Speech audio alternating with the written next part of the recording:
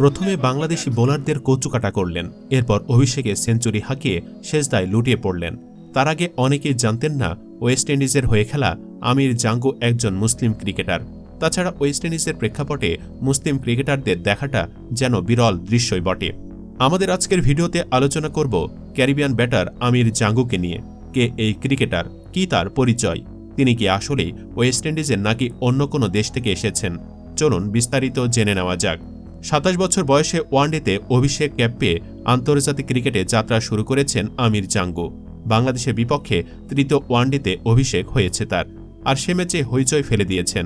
কারণ ৪৬ বছর আগে ওয়েস্ট ইন্ডিজের ক্রিকেটে যা প্রথমবার ঘটেছে সেটি মনে করে দিয়েছেন তিনি। অভিষেকে ৮৩ বলে ১০৪ রানের অপরাজিত এক বিধ্বংসী ইনিংস খেলেছেন। এতে সুদূর অতীতের কথা মনে করিয়ে দিয়েছেন জাঙ্গু। ওয়েস্ট ইন্ডিজের পক্ষে তার আগে ওয়ানডেতে অভিষেক সেঞ্চুরি শুধু ছিল ডেসমন্ড হেইনসের। তিনি ১৯৭৮ সালে সেন্ট জনস স্টেডিয়ামে অস্ট্রেলিয়ার বিপক্ষে অভিষেকে করেন ১৩৬ বলে ১৬-৪ আর ২ ছক্কায় ১৪৮ রান। এছাড়া অভিষেকে আর কোনো ক্যারিবিয়ান ব্যাটারের ওয়ানডেতে সেঞ্চুরি নেই। আমির অ্যান্থনি জাঙ্গু ত্রিনিদাদে জন্ম নেওয়া উইকেট রক্ষক ব্যাটার। তার মা খ্রিস্টান হলেও পিতা একজন ক্যারিবিয়ান বংশোদ্ভূত মুসলিম নাগরিক। চলতি বছর নভেম্বরের আগ পর্যন্ত নিজেকে পরিচিত করতে পারেননি তিনি, কারণ ঘরোয়া আসর কিংবা কোনো পর্যায়ে আলো ছড়াতে পারেননি। কিন্তু গত মাসে সমাপ্ত লিস্ট এ ক্রিকেট আসর সুপার ৫০তে দুর্দান্ত ব্যাটিং করেছেন তিনি। সর্বশেষ টানা ৫টি লিস্ট এ ম্যাচে তার ব্যাট থেকে এসেছে ৯৬, অপরাজিত ৭০, ১১১, অপরাজিত ৯৩ ও ১৬ রান। সে কারণেই ২৭ বছর বয়সে জাতীয় দলে এসেছেন এবং তিনি ওয়ানডে অভিষেকে বাংলাদেশের বিপক্ষে ৮৩ বলে ৬-৪, ৪ ছক্কায় ১০৪ রানের অপরাজিত ইনিংস খেলেছেন ১২৬ স্ট্রাইক রেটে। এই ম্যাচে নামার আগে লিস্ট এ ক্যারিয়ারে সব মিলিয়ে ৪৯ ম্যাচে ১ সেঞ্চুরি ও ৯ হাফ সেঞ্চুরি হাঁকাতে পেরেছেন। রান ছিল মাত্র ১৩৯৬। এর মধ্যে এবারই ক্যারিবীয় দ্বীপপুঞ্জের ঘরোয়া লিস্ট এ আসর সুপার ৫০ কাপে সর্বাধিক ৪৪৬ রান করেছেন ১ সেঞ্চুরি ও ৩ হাফ সেঞ্চুরিতে। এরপরও তার স্ট্রাইক রেট ৫০ ওভারের স্বীকৃত ম্যাচে মাত্র ৬৯ আর ১৩ টি-২০তে ৮০। সেই তিনি বাংলাদেশের বিপক্ষে ওয়ানডে অভিষেকে ঝোড়ো ইনিংস উপহার দিয়েছেন ১২৫.৩০ স্ট্রাইক রেটে।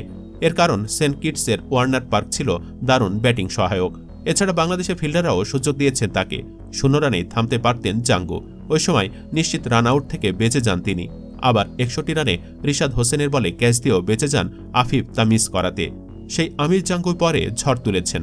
৪৫ বলে ৫০ এই বাঁহাতি মিডল অর্ডার সেঞ্চুরি ছুঁতে আরও কম সময় লাগিয়েছেন। ৭৯ বলে সেঞ্চুরি পূর্ণ করে শেষ পর্যন্ত ১০৪ রানে অপরাজিত থাকেন জাঙ্গু। তার এমন ব্যাটিংয়ের সুবাদেই ক্যারিবীয়রা বাংলাদেশের বিপক্ষে সর্বাধিক রান তাড়া করে জেতার রেকর্ড গড়ে। ২০১৭ সালে প্রথম শ্রেণী ক্রিকেটে অভিষেক হয়েছিল তার, তবে এতদিন সেভাবে নিজেকে মেলে ধরতে পারেননি তিনি। কিন্তু ২০২৪ সালে এসে ঘুরে দাঁড়িয়েছেন। ক্যারিবিয়ানদের সাদা বলের দলের কোচ ড্যারেন স্যামিও বিশ্বাস করেন দলকে নতুন উচ্চতায় নিয়ে যাবেন জাঙ্গু।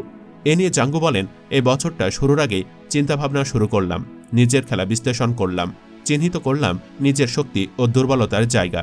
এরপর ভাবলাম কিভাবে উন্নতি করা যায়, আর সে অনুযায়ী কাজ শুরু করলাম। ফল তো হাতে নাতেই পেলাম। নিজেকে এখন আগের চেয়ে অনেক ভালো খেলোয়াড় মনে হচ্ছে। নিজের সেঞ্চুরি নিয়ে জাঙ্গু বলেন, সত্যি বলতে আমি ব্যাটিংয়ের সময় খুবই আত্মবিশ্বাসী ছিলাম। উইকেট খুব ভালো ছিল, গ্রাউন্ডসম্যানদের কৃতিত্ব দিতে হবে। অভিষেকে সেঞ্চুরি নিয়ে জাঙ্গু বলেন, এটা অসাধারণ অনুভূতি। অভিষেকে সেঞ্চুরি করা যে কারোর জন্য স্বপ্নের মতো। আমি ওয়েস্ট ইন্ডিজের হয়ে খেলে এমন কিছু করতে চেয়েছিলাম, এটা সত্যি অসাধারণ। সুপ্রিয় দর্শক, হার্ড হিটার ব্যাটার আমির জাঙ্গুকে কেমন লেগেছে আপনার কাছে? কমেন্ট বক্সে জানিয়ে দিন আপনার মতামত। ভিডিও ভালো লাগলে লাইক দিন এবং শেয়ার করুন। এ চ্যানেলে আজই প্রথম হলে অন্য ভিডিওগুলো দেখুন। ভালো লাগলে সাবস্ক্রাইব করুন। ধন্যবাদ।